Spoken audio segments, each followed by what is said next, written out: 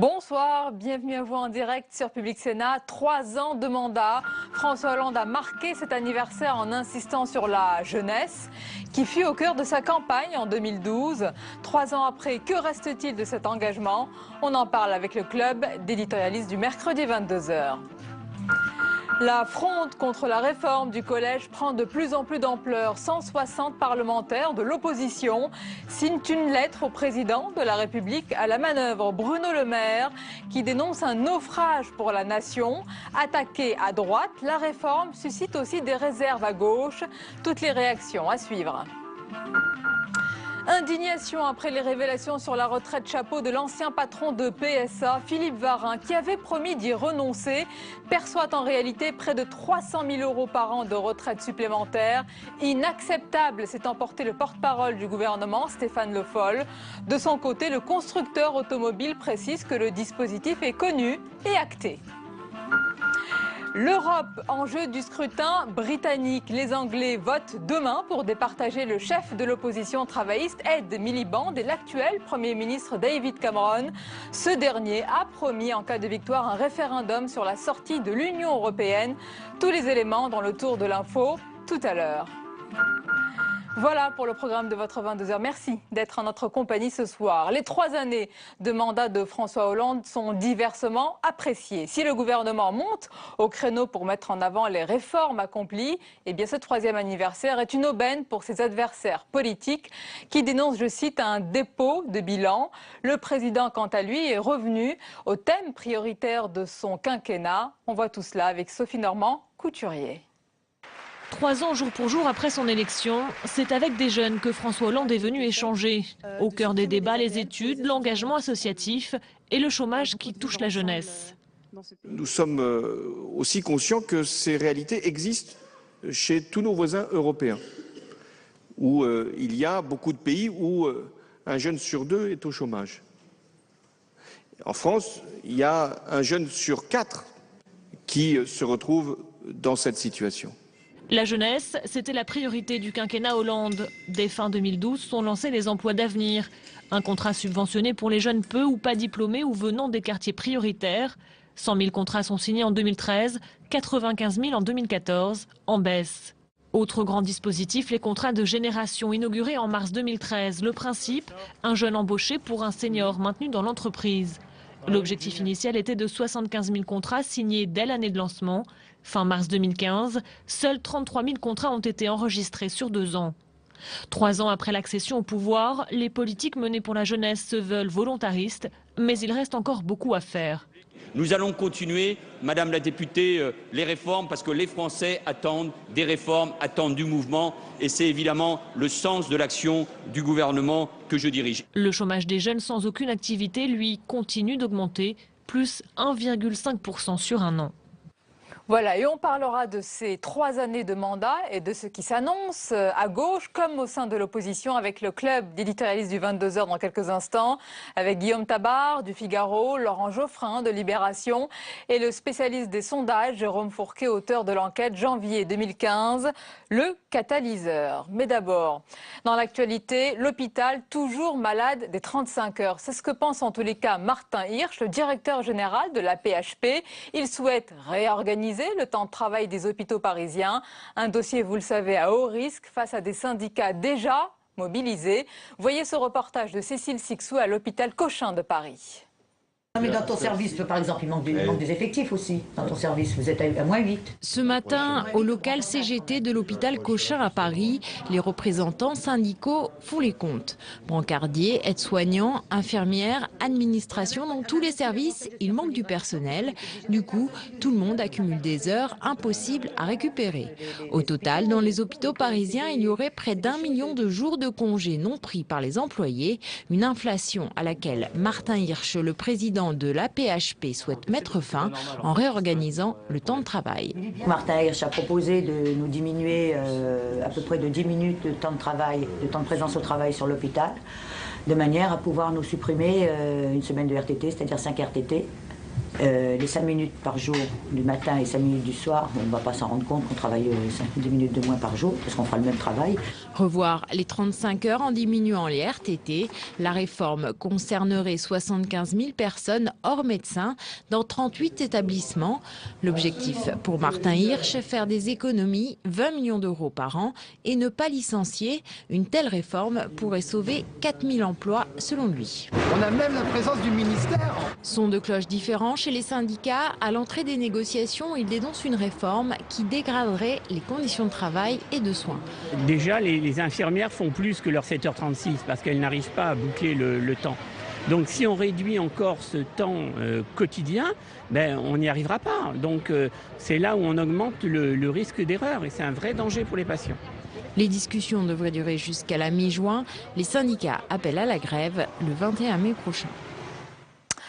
On a beaucoup parlé ces derniers jours, ces dernières semaines du Rafale et de ses succès à l'exportation. Et on va s'intéresser ce soir à un autre appareil, toujours dans le domaine de la défense, qui a connu aussi des débuts difficiles. Il s'agit de l'A400M. Retard, surcoût, pendant plusieurs années, l'avion ravitailleur a essuyé les déconvenues avant de devenir indispensable. Notre journaliste Paul Bouffard a pu le constater en accompagnant, vous allez le voir, une délégation de la Commission des Affaires étrangères du Sénat. Altitude 6000 mètres environ. En vol, ce géant des airs impressionne. L'A400M, le nouvel avion militaire français. À son bord, des sénateurs, vol-test pour l'aéronef. Surnommé Atlas, il vient moderniser le transport tactique et stratégique. Quand il a fallu que nos forces terrestres se battent dans le nord du Mali, dans la rare des Ifoghas, on avait du matériel et notamment de l'eau, des vivres, des munitions qui leur étaient amenés, mais les terrains du Nord Mali ne permettent pas à un avion normal de se poser. Avec cet avion, on avait la longe pour le faire de France et on pouvait se poser sur ces terrains du nord du Mali. Donc on changeait complètement le tempo des opérations qui étaient dépendants justement de cette hauteur de char. Voilà ce que nous permet cet avion. En soute, jusqu'à 37 tonnes de capacité de charge. 3 véhicules blindés ou 2 hélicoptères de combat, l'Atlas peut tout transporter. Aux commandes de cet appareil, le commandant Cyril. On peut embarquer du matériel, des passagers, mixer les deux, matériel et passagers. Donc des hélicoptères, des véhicules, des groupes, du matériel dépannage, des vivres, plus tard des évacuations de blessés.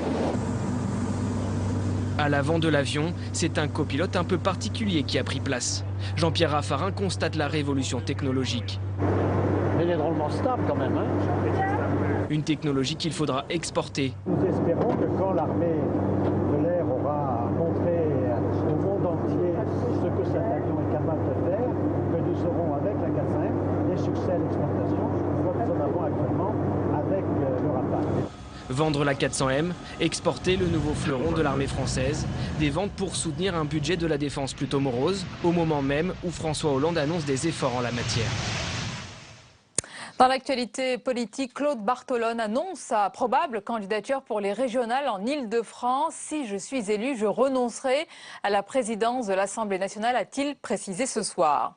Dans un instant, c'est le club éditorialiste du mercredi, mais d'abord, le rappel des principales informations en France et dans le monde, avec de nouveaux éléments dans le drame de la Germanwings. C'est dans le tour de l'info d'Agathe Pécastin.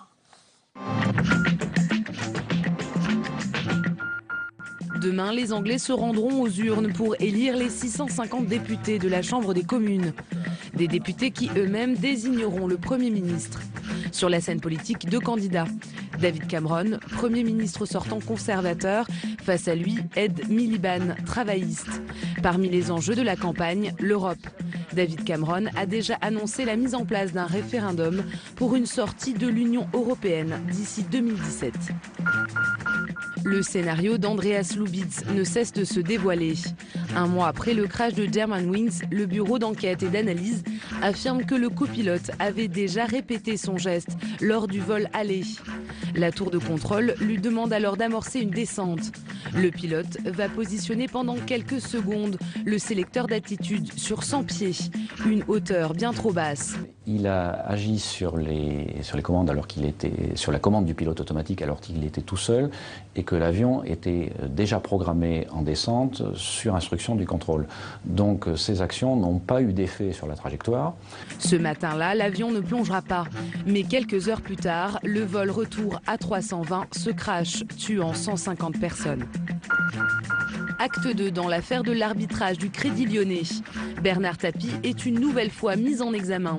Cette fois-ci pour détournement de fonds publics. Les juges s'interrogent sur les relations entre Bernard Tapie et un des 3 juges arbitres, Pierre Estou. En 2008, l'homme d'affaires a perçu 405 millions d'euros pour son litige avec la Banque française. Gouvernement comme syndicats sont indignés. En cause, la retraite chapeau de l'ancien patron de PSA. Philippe Varin touchera près de 300 000 euros par an. Lors de son départ de la présidence en 2004, il avait pourtant déclaré y renoncer. Pour Peugeot, l'ex-président bénéficie du nouveau règlement sur les retraites supplémentaires, effectif depuis le 1er janvier 2014.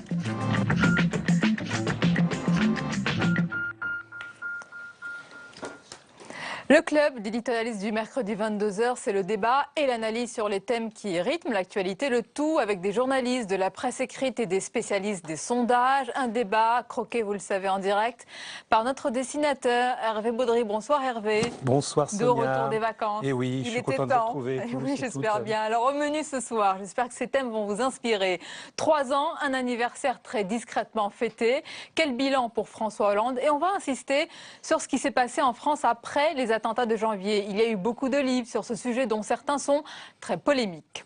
Les contestations sont de plus en plus vives. Rien ne va plus sur la réforme du collège attaquée par l'opposition et mise en cause par certains à gauche.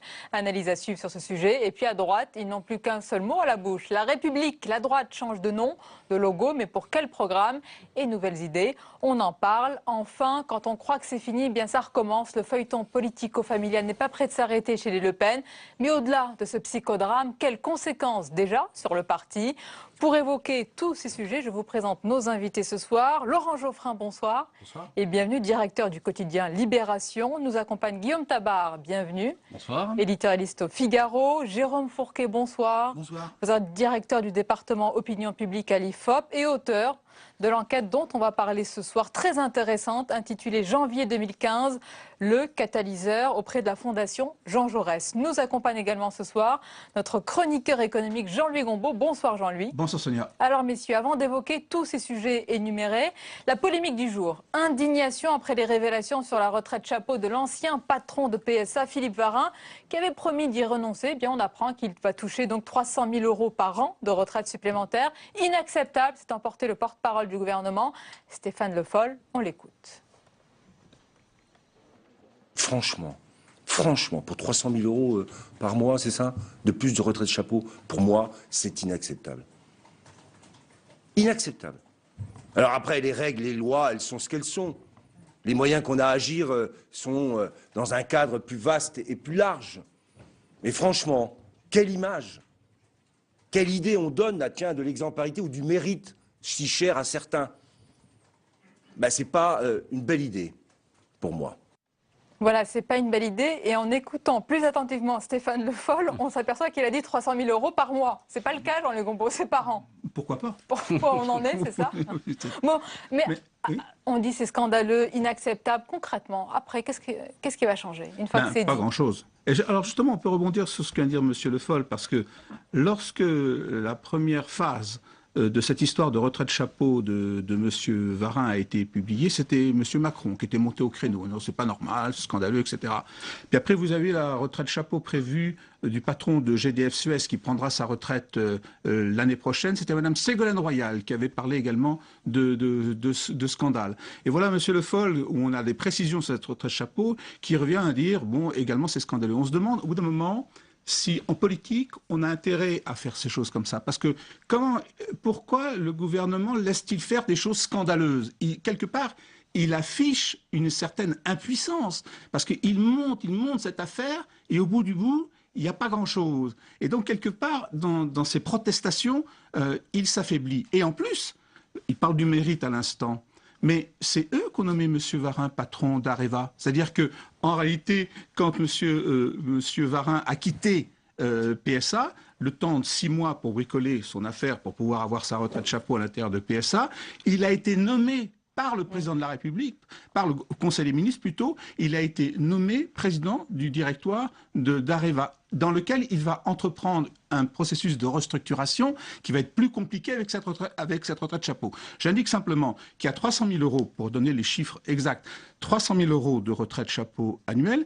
Chez Areva, il va toucher 450 000 euros par an parce qu'il est patron d'Areva, plus sa retraite normale qui doit être, j'ai fait un petit calcul, de 70 000 euros. Donc on est une affaire de 900 000 euros alors qu'il est à la retraite. Alors regardez, le petit calcul a été croqué par Hervé Baudry. Oui, c'est un CDD? Oui, j'ai entendu parler qu'il avait négocié une suite, il fallait faire encore quelques jours pour toucher vraiment cette... Tout à fait. Donc moi, il a inventé un nouveau CDD, c'est le contrat durée dorée, je crois. Oui. Il n'y en a pas beaucoup qui l'ont. Laurent Geoffrin, vous êtes d'accord avec Jean-Louis Gombault?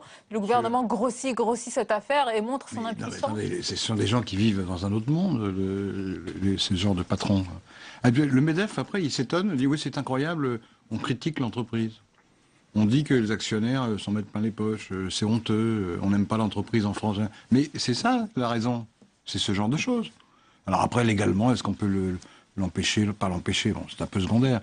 Ce qui compte, c'est que c'est une espèce de défi insultant à la plupart des salariés français, quoi.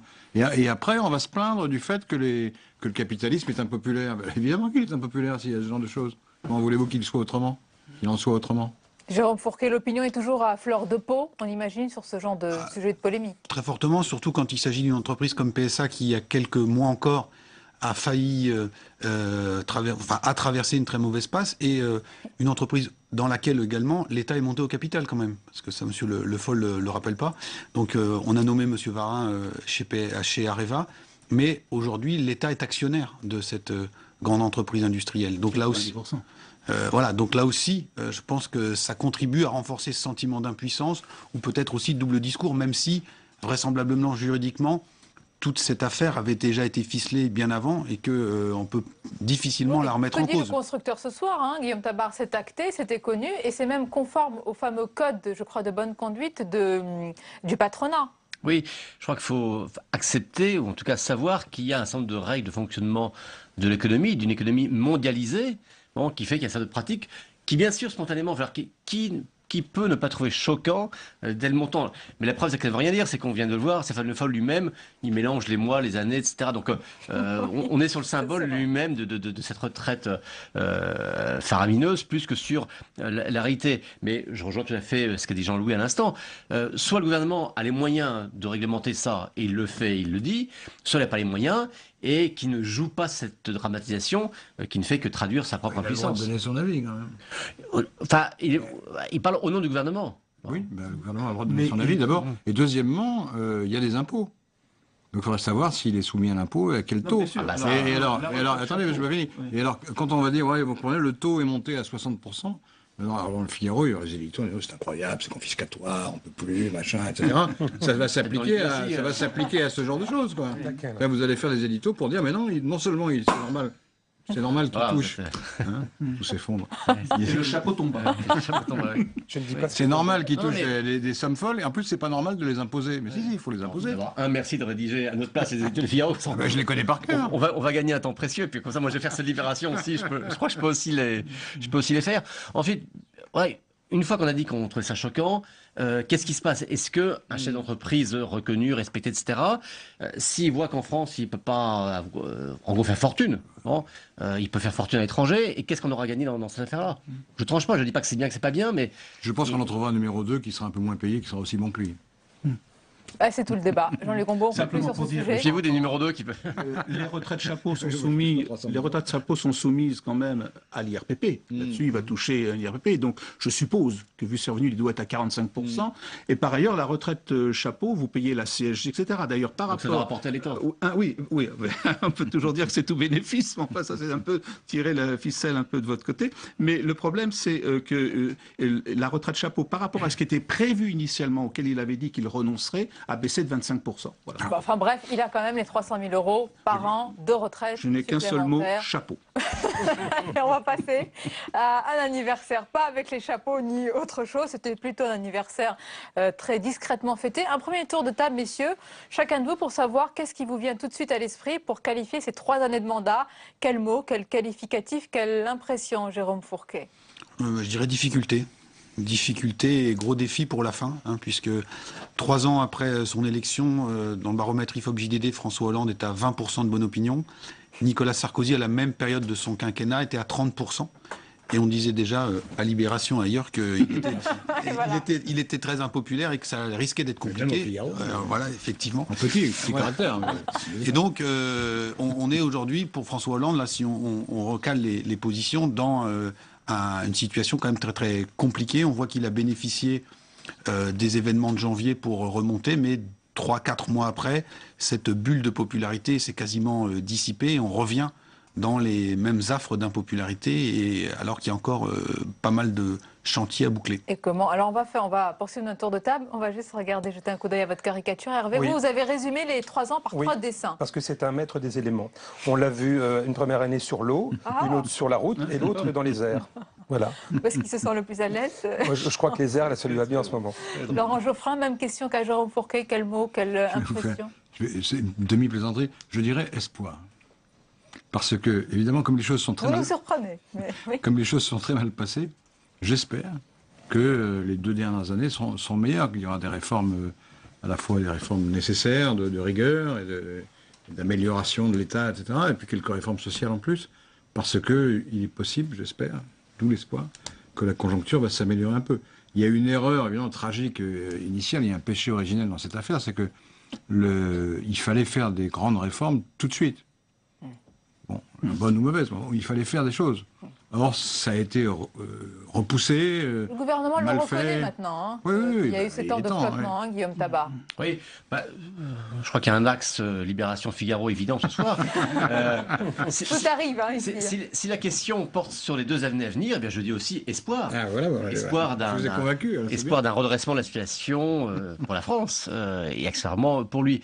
Mais comme votre question n'était pas sur l'avenir, mais plutôt sur le bilan des 3 ans, je crois qu'on ne peut employer que le mot échec. Échec parce que d'abord, échec par rapport aux objectifs qu'il s'était fixés à lui-même, sur le chômage, sur le pouvoir d'achat, échec sanctionné sur le plan électoral, car toutes les élections ont été perdues par sa propre majorité, et échec au sens où son propre électorat se sent aujourd'hui orphelin, ou en tout cas en rupture par rapport à lui. Pour un coup de barre à gauche.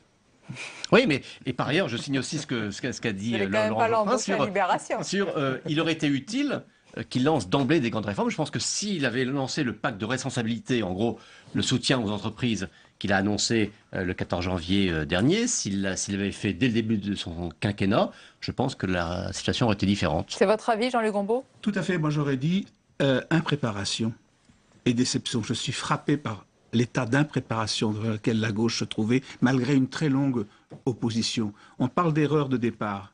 L'erreur de départ, elle vient de quoi?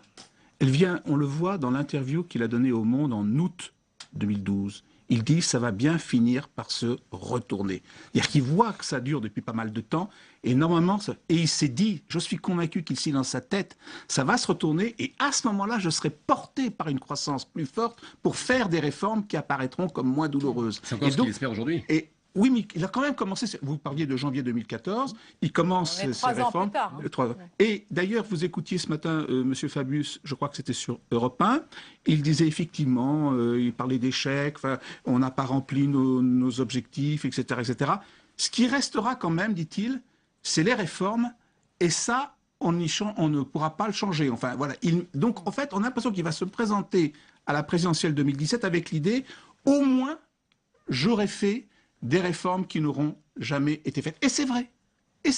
Mais il n'en récoltera sans doute pas les fruits parce que je crois que c'est trop tard maintenant. Alors on va insister également sur une date charnière, une bascule, dit-on. Jérôme Fourquet, on va s'appuyer d'ailleurs sur votre enquête, la voici, janvier 2015, le catalyseur, donc auprès de la Fondation Jean Jaurès, et vous vous êtes intéressé, c'est vraiment passionnant, à l'impact sur les classes populaires. C'est-à-dire que vous avez interrogé ceux qui n'étaient pas dans la rue le 11 janvier. Que vous ont-ils dit, cet échantillon évidemment? Alors, effectivement, on est parti du constat que tout le monde n'avait pas défilé, en dépit des images donnant des cortèges très impressionnants. Il y a toute une partie de la France, on le voit sur la carte des mobilisations, qui s'est pas senti Charlie.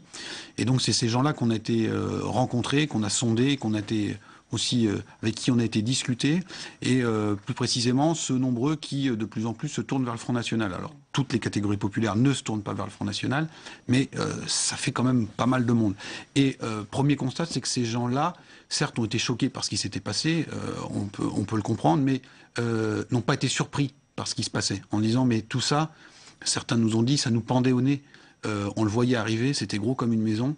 Et donc, ce n'est que la suite logique ou normale, au sens attendu, de toute une série de facteurs que nous, on voyait monter. C'est pour ça qu'on a appelé ça le catalyseur, parce qu'en fait, ces événements ont permis la coagulation d'une idéologie qui fonctionne toute seule aujourd'hui et qui fait le lien entre l'immigration, la crise des banlieues, la montée du fondamentalisme islamiste et puis la géopolitique avec les révolutions arabes et là aussi la montée en puissance de Daesh. On voit les effets de sidération quand les différents représentants du gouvernement annoncent que plus de 1000 Français ou résidents français sont partis faire le djihad, sont sur le terrain ou autre.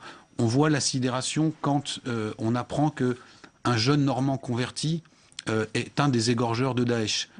On voit la sidération quand on apprend qu'à Lunel, petite ville du sud de la France, il y a une vingtaine de jeunes qui sont partis là-bas et une dizaine qui n'en reviendront pas parce qu'ils sont morts. Et donc tout cela produit un véritable effet de choc en se disant, en fait, c'est plus uniquement le terreau des banlieues, mais ça peut arriver partout sur le territoire. Et ce qui coagule tout ça, c'est la notion de disparition des frontières, avec le fait que du coup la France soit livrée à tous les vents mauvais de la mondialisation, on parlait de PSA tout à l'heure, les délocalisations, mais vent également des flux migratoires avec en permanence ce qui résonne maintenant, Lampedusa, etc. etc. Ça, c'est très intéressant. Et cette machinerie, ce qui est très important, c'est qu'elle tourne au profit certes du Front National, mais sans que le Front National n'agissent vraiment. C'est-à-dire que aujourd'hui, il y a une vraie cohérence. J'ai relevé des phrases où les personnes interrogées vous disent « Marine Le Pen pense comme moi ». Voilà. Non pas « je pense comme Marine Alors, Le Pen ». On avait travaillé avec Alain Mergier il y a quelques années déjà sur ces milieux populaires qui disaient moi je pense comme Marine Le Pen ». Aujourd'hui, on va nous dire électoralement le résultat est le même, mais en termes de solidité de l'électorat, c'est complètement différent. Ils disent elle pense comme nous et les faits lui donnent raison, parce que les gens qu'on a rencontrés, beaucoup sont des nouveaux électeurs. Ils nous disent moi j'étais plutôt de gauche, moi j'étais plutôt de droite, mais force est de constater que on doit bien reconnaître que.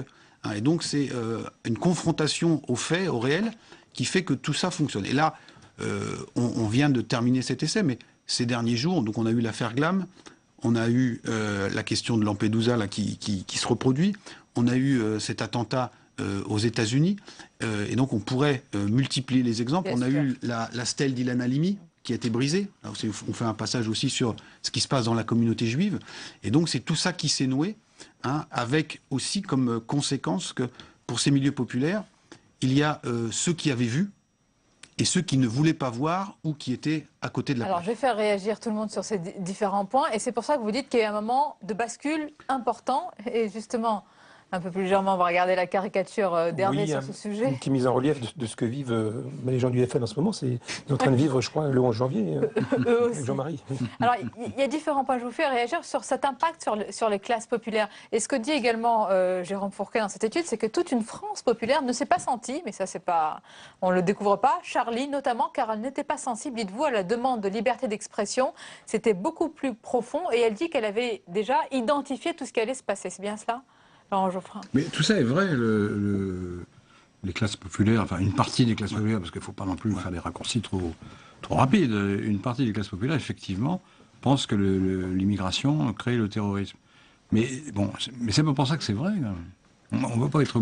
Parce que beaucoup de gens pensent ça, mais on n'est pas obligé de se prosterner en disant mais c'est bon, ici, non, mais c'est la vérité. Comment, après, donc il faut essayer d'expliquer. Je sais bien que c'est difficile d'expliquer d'abord que l'immigration est dans tous les pays. Deuxièmement, le terrorisme, c'est un phénomène international qui ne s'appuie pas seulement sur l'immigration, qui est lié aux batailles idéologiques et physiques, et les guerres civiles qui ont lieu dans beaucoup de pays musulmans, qui de toute façon existerait, qui est un peu moins, un peu plus d'immigration. Et troisièmement, que l'idée implicite selon laquelle, en faisant partir tous ces gens-là, ça irait mieux, est une idée fausse. D'abord parce que ces gens-là, en l'occurrence, ne sont pas des terroristes à 99%, donc sous quel prétexte on va les faire partir? Et deuxièmement, même s'il y en a une partie qui s'en allait, l'autre partie resterait. On ne va pas faire partir des gens qui ont la nationalité française. Donc c'est pas comme ça qu'on va traiter les questions. Donc il faut bien dire que on comprend très bien pourquoi les gens pensent ça. Les gens, on assassine les gens au nom d'Allah, et les gens se disent mais ça a quand même à voir avec l'islam, évidemment. Mais sauf que les remèdes qui sont implicitement suggérés ne fonctionnent pas. C'est démagogique de laisser penser qu'il suffit d'avoir une politique d'immigration différente pour qu'il n'y ait plus de terrorisme. Mais c'est pas sérieux de dire ça. C'est vendre des illusions aux gens. Mais précisément, je pense que si on veut comprendre en profondeur ce mouvement, ce que vit la société et ce qui se passe dans le monde actuellement, il faut éviter de raisonner de manière trop schématique, que les gens disent, la forme que nous avons employée, l'immigration crée le terrorisme. Évidemment, on ne peut pas dire ça, ça n'a pas sens, c'est même une monstruosité. C'est un peu ce qu'il y a dans l'étude. Non. Si j'ai bien compris. Pas dire ça. Les gens mais pensent ça. inversement, Font le lien. Prendre cette thèse extrême, l'immigration crée le terrorisme, ça n'a pas de sens. Mais il serait aussi tout aussi absurde de vouloir prétendre qu'il n'y a absolument aucun lien du tout entre mais c'est pas ça que je vous fais, entre l'islam et certaines formes de violence. Bien sûr, on l'a tous dit, on l'a répété, il faut le dire sans cesse que c'est pas tous les musulmans qui sont concernés, et que c'est même une infime minorité, qu'on ne peut pas faire ni d'amalgame ni de confusion. C'est vrai qu'à l'inverse, la plupart des terroristes sont musulmans. Non, mais le fait que ce terrorisme-là soit, en tout cas, revendique son appartenance à l'islam, questionne quand même et doit être traité d'une manière ou d'une autre. Et le lien à la porosité avec le conflit israélo-palestinien qui s'importe, qu'on le veuille ou non, dans les banlieues françaises, ça c'est quelque chose aussi qui est préoccupant. Jérôme Fourquet, ceux que vous avez interrogés, c'est clair, ils sont du côté du Front National. Alors, ils votent pour le Front National, ou ils vont peut-être voter, mais c'est des anciens de gauche, alors, de droite. Il y a un peu de tout. Il y a l'ancien de gauche, ancien de droite, on a utilisé un espèce de concept qui parle de syncrétisme idéologique en disant, certains nous ont dit, moi je viens d'une famille de gauche, je garde mes valeurs, mais force est de constater que sur tel ou tel sujet, là ça ne fonctionne plus et donc il faut reprendre les choses en main. Ils disent pas forcément l'immigration c'est le terrorisme, ils disent l'immigration venant de ces pays-là porte en germe ou potentiellement le terrorisme. Et autre élément intéressant, et d'ailleurs le Front National l'a intégré, même son électorat aujourd'hui ne croit plus que quand le Front National, ou si le Front National arrive au pouvoir, ils, avec des guillemets, repartiront. Parce qu'ils ont intégré que ces gens étaient français, voire petits-enfants de français. Mais ce qui joue pour eux, c'est qu'aujourd'hui, d'ailleurs c'est le slogan du Front National qui fait le plus recette dans leur meeting, c'est « on est chez nous ». Ce qui se joue, c'est la bataille culturelle, la question de l'identité culturelle, en disant là, c'est pas uniquement la liberté d'expression des médias qui était en cause, c'était plus globalement ça. Ils veulent nous imposer leurs lois. Et c'est cette bataille-là qui se joue. Ce seront évidemment les thèmes probablement qui vont imprimer la campagne de 2017. Avant de parler de tout cela, il y a une autre réforme qui cristallise en ce moment toutes les contestations et toutes les polémiques et les critiques. C'est la réforme du collège, alors que 160 parlementaires de l'opposition ont signé une lettre au président de la République à l'initiative de Bruno Le Maire. Eh bien, François Hollande a fermé la porte aujourd'hui à tout abandon du texte. On l'écoute. Alors j'entends le concert des immobiles, ce sont souvent les plus bruyants, ceux qui voudraient que rien ne change, que rien ne puisse être modifié dans ce qui est finalement souvent le chemin de la reproduction. Eh bien non, c'est terminé. Alors avant de vous laisser réagir sur ce qu'a dit François Hollande, Guillaume Tabar, d'abord, tout le monde a un avis sur cette réforme qui, rappelons-le, contient quand même la réforme du collège. Il y a aussi la refonte des programmes. Les critiques fusent de toutes parts. Est-ce que le débat n'est pas très, parfois, politicien? Est-ce qu'on ne prend pas en otage cette réforme dont on ne connaît pas tout ce qu'il y a dans cette réforme? On a l'impression que beaucoup utilisent des arguments sans savoir parfois ce qu'il y a dedans. Ah, écoutez, il y a quelque chose de très simple que l'on peut faire et que j'invite tous les téléspectateurs à faire, c'est d'aller voir sur le site du ministère le rapport rédigé par ce fameux Conseil des programmes qui définit les savoirs qui doivent être enseignés, transmis, etc. Bon, je mets au défi quiconque de ne pas pleurer ou de rire ou de désespoir après la 3e page, tellement on est dans un jargon mais totalement incompréhensible. Et on se dit, mais ceux qui sont chargés de concevoir les savoirs transmis aux enfants sont des gens qui parlent comme ça, mais dire que dans quel monde vivent-ils? Alors, ça pourrait être comique. Alors, il y a des exemples qui étaient cités partout. On ne dit pas apprendre à nager dans la piscine. On parle d'un milieu aquatique, c'est solidifié, je ne sais pas quoi, etc. Voilà. On aura du mal dans un milieu solidifié. On ne parle pas de ballon, on parle de référentiels rebondissants. Oui, alors au-delà de ça. Mais au-delà de ça, c'est vrai qu'il y a quand même toute une conception de l'éducation qui est sous-tendue. En gros, il y a un débat, qui est un vieux débat, c'est pas lié à la réforme de Najat Vallaud-Belkacem, c'est un débat depuis 40 ans en France, entre ce qu'on appelle le pédagogisme, c'est-à-dire que l'idée de dire que l'école est plutôt là pour transmettre une manière de penser, une manière d'appréhender la réalité autour de nous, et une autre conception qui est de dire on est là pour transmettre des savoirs, ce qui repose sur des savoirs factuels, de la chronologie, etc. Et clairement, la réforme qui est proposée actuellement renoue avec ce vieux pédagogisme dont tous les gouvernements, y compris de gauche, avaient fini par revenir un peu progressivement. Voilà, et puis, oui, moi, je veux dire, c'est pas ma spécialité, mais personne ne m'a expliqué quel est le but poursuivi. C'est-à-dire qu'il n'y a pas 3 feuillets signés par Madame Najat Vallaud-Belkacem pour nous dire voilà ce que je veux. Voilà ce dont on a besoin. Non, ce n'est pas expliqué. C'est-à-dire qu'on nous présente une... Ah non, je lis quand même la presse et les documents. On nous présente la réforme, mais on ne donne pas, il n'est pas inscrit ce que je pourrais appeler la philosophie de la réforme par ceux qui l'initient. Et on trouve ce problème dans beaucoup de réformes, où les gens ne savent pas quel est l'objectif poursuivi. Par exemple, la réforme régionale, par exemple. Quel est l'objectif poursuivi? Toujours la même question, finalement, toujours la même question. De la vision, de la philosophie, elle manque, Laurent Geoffrin? Non, parce que la place du savoir... Et par exemple, la place du savoir, qu'est-ce que c'est que le savoir? Qu'est-ce que c'est que la... Oui, mais c'est des choses fondamentales, extrêmement importantes pour des gens. Non, mais, alors, qu'en pensez-vous, Laurent Geoffrin? Non, mais d'abord, le but, on peut le contester. On peut dire qu'on ne prend pas les bons moyens pour y parvenir. Mais le but est de renforcer l'égalité des chances. C'est ça le but. Parce qu'on constate...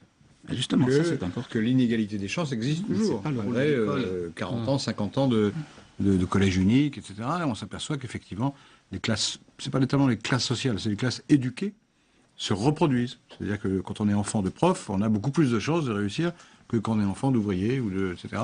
Et pareil pour les cadres ou pour les PDG, etc. Bon, les enfants qui sont dans un milieu à niveau culturel élevé ont beaucoup plus de chances que les autres.